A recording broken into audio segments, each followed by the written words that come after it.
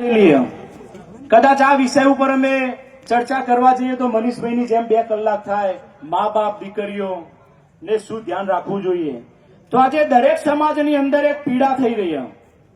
કોઈ પણ સમાજ હોય, કોઈ પણ જ્ઞાતિ સમાજ હોય, તો અત્યારે મોટામાં મોટી ઉધઈની જેમ વિકરાળ સ્વરૂપ રહેલી હોય તો એની એક જ સમસ્યા, છોકરીઓ ભાગીને જે પ્રેમ લગ્ન કરે ને એની. અને કોઈ સમાજ એવો બાકી નથી રહ્યો કે દીકરીઓ ભાગીને પ્રેમ લગ્ન ના કર્યા હોય. જયારે આપણે 20-20 વર્ષની છોકરીને મોટી કરી હોય અને પોલીસ સ્ટેશનમાં મળવા જઈએ એટલે છોકરી શું કહે ખબર? હું મારા મા બાપને ઓળખતી નથી. એટલે મા બાપને તો જમીન જગ્યા આપે તો રમાઈ જાય ને એવી પરિસ્થિતિ હોય જ નહીં હોતી. કારણ કે એમને 20-20 વર્ષની મોટી કરી હોય, એમને જેવા કપડા જોવું કપડા લઈ આલ્યા હોય, જેવો મોબાઈલ જોવો મોબાઈલ લઈ આલ્યો હોય, અને તોય પોલીસ સ્ટેશનમાં જઈને એમ કે હું મારા મા બાપને ઓળખતી નહીં, તો એ છોકરીઓને કહેવા માંગુ હું ડાયરેક્ટ V1 ની થઈ જઈ તમે. તો એના માટે આપણો દેશ કાયદાથી ચાલે. ગમે તેટલી આપણે આવી મિટિંગો કરીશું, અમે ખૂબ મિટિંગો કરી, 2015 થી જનજાગૃતિના કાર્યક્રમ કરીએ છીએ, પણ આપણો દેશ કાયદાથી ચાલે ને એટલે આજની યુવા પેઢી રહીને કાયદાનો દુરુપયોગ કરીને મા બાપ, સમાજ, ગણપતિ દાતા મારી મા અંબાની આબરૂના ધજાગરા ઉડાડી રહી. ઉડાડક નહીં ઉડાડતી? કેમ કે ભારતીય સંસ્કૃતિ રહીને હજારો વર્ષથી ચાલી આવેલી. મા અંબાના ગરબા હજારો વર્ષથી ચાલતા આવો. જો આપણે એની આરાધના કરતા હોય, એક સ્ત્રીને આપણે રાણી લક્ષ્મીબાઈ ગણતા હોય અને શક્તિનું રૂપ ગણતા હોય, એ સ્ત્રી આજે ખરા બજાર ચોક વચ્ચી અને મા બાપને એવું કે હું મારા મા બાપને ઓળખતી નહીં ને આ પીડા મોટામાં મોટી આજે સમાજની અંદર. અમે પણ ના કહેવાના શબ્દો કહેતા હોય. મનીષભાઈ, તમે પણ આ અભિયાનમાં અમારા જોડાજો એવું દિલથી પ્રાર્થના કરું.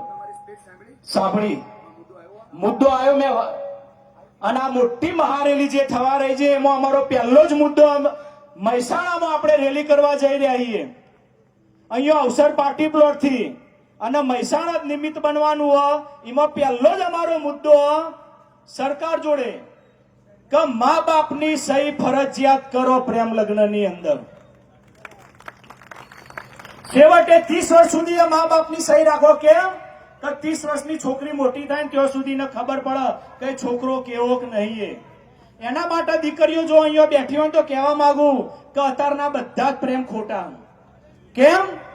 કેમ પ્રેમ ખોટા એ તમને કહું.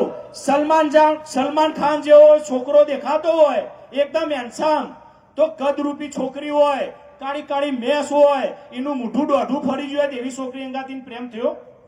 સાચું કહેજો ભાઈઓ, પ્રેમ થયો ને?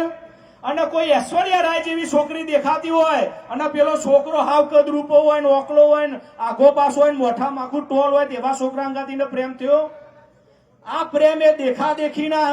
એટલે આ દીકરીઓને કહેવા માંગુ કે આવા ખોટા પ્રેમમાં પડશો નહીં. સાચો પ્રેમ તો તમારા મા બાપે કર્યો. કેમ કે જયારે તમે તમારા મા બાપના હૃદયમાં હતા, અંદર ઉદરમાં, ત્યારે તમે કેવા જન્મવાના હતા ને એ દુનિયાને ખબર નથી, મા બાપને ખબર નથી કે તમે ઓધડા જન્મશો, અપંગ જન્મશો કે કદરૂપા જન્મશો. તોય તમારા મા બાપે 9 મહિના તમારા પેટમાં સિંચન કર્યું અને જમીન ઉપર અવતરણ કરાયું. એટલે તમારી મા સિવાય તમારે કોઈને પ્રેમ નહીં કર્યો. બીજા બધા તો નકલી પ્રેમ, તમારું રૂપ જોઈ પ્રેમ થઈ. પણ આ કાયદો બદલવાની જે જરૂરિયાત ઉભી થઈ આના વિશે ફરીથી મિટિંગ રાખશો દીકરીઓ જોડે તો મેં દીકરીઓ રોઈ જાય ને એવું પણ અમે વક્તવ્ય કહીએ.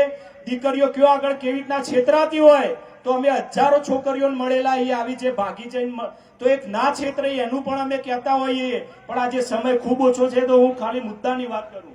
બીજો મુદ્દો અમારો એવો કે અત્યારે પેલા ભાઈબંધી હાચવવા માટે 20 વર્ષના ને 21 વર્ષના સાક્ષીઓમાં સહીઓ કરી આવું, નકલી સાક્ષીઓ બની સહીઓ કરી આવે. એટલે સરકાર જોડે અમારી બીજી માંગણી કે 40 વર્ષ સુધી તો મા બાપની 40 વર્ષથી વધુના સાક્ષીઓ રાખો. કેમ કે 40 વર્ષની ઉંમરનો કોઈ પણ પુરુષ હોય ને તો એના ઘરે દીકરી હોય, એના ઘેર મોથા હરખી બેન હોય, તો હું આ છોકરો કોકને ભગાડીને લઈ જયો તેનામાં સહી કરું કે ના કરું? એના માટે અમારી એ માંગણી. ત્રીજો મુદ્દો અમારો એવો કે ભારતીય સંસ્કૃતિ પ્રમાણે કોઈ પણ ધર્મ હોય એનો આપણે લગ્ન કરાવીએ ને તો એની વિદાય ઘર આગળથી હોય કે નહીં હોતી? તો જો તમે કાયદામાં ફેરફાર કરો 30 વર્ષ પછી કોઈ છોકરી જીદે ચડે કે મારે તો આ છોકરા જોડે લગ્ન કરવો, તો અમારી ત્રીજી માંગણી કે ભારતીય સંસ્કૃતિ પ્રમાણે કાયદો બનાવો. કેવો?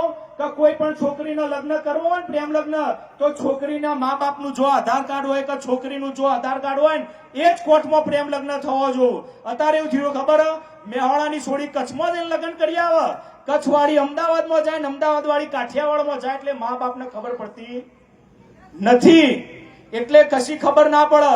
અને હું આ બધા જ જે આજે ખરેખર ખૂબ સરસ મજાનો આજે પ્રસંગ થયો એમાં હું કહેવા માંગુ કે છોકરીઓ ભાગી જાય ને એમાં મા બાપનો ક્યારેય વોક નહીં હોતો. આ કળિયુગનો વાયરો.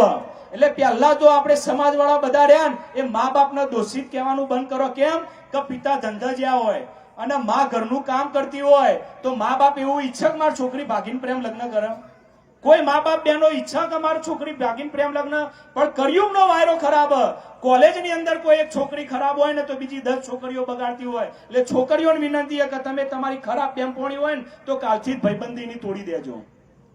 ત્રીજો મુદ્દો અમારો એવો, અત્યારે છોકરીઓ તો ભગાડીને લઈ જાય અને પછી એને સારું રાખવું 2 વર્ષ સુધી, પણ અત્યારે વારસાઈમાં એમનું નામ હોય.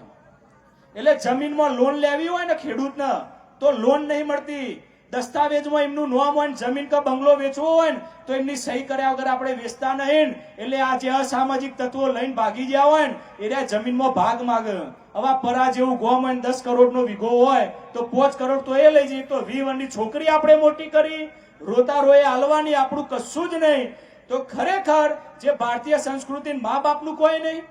બીજો અમારો એક મુદ્દો, કોઈ છોકરીએ જીદ પકડી અને છોકરી એવું કહેતી હોય કે માન તો આ છોકરો જ ગમન, માર તો આર્યો પ્રેમી, તો તારો અસલ પ્રેમી હોય ને તો અમે સરકાર જોડે એવો કાયદો બનાવવા માંગીએ છીએ કે તારી મા બાપે તને 20 વર્ષની મોટી કરીને એને એમને જોર આવ્યું નહીં.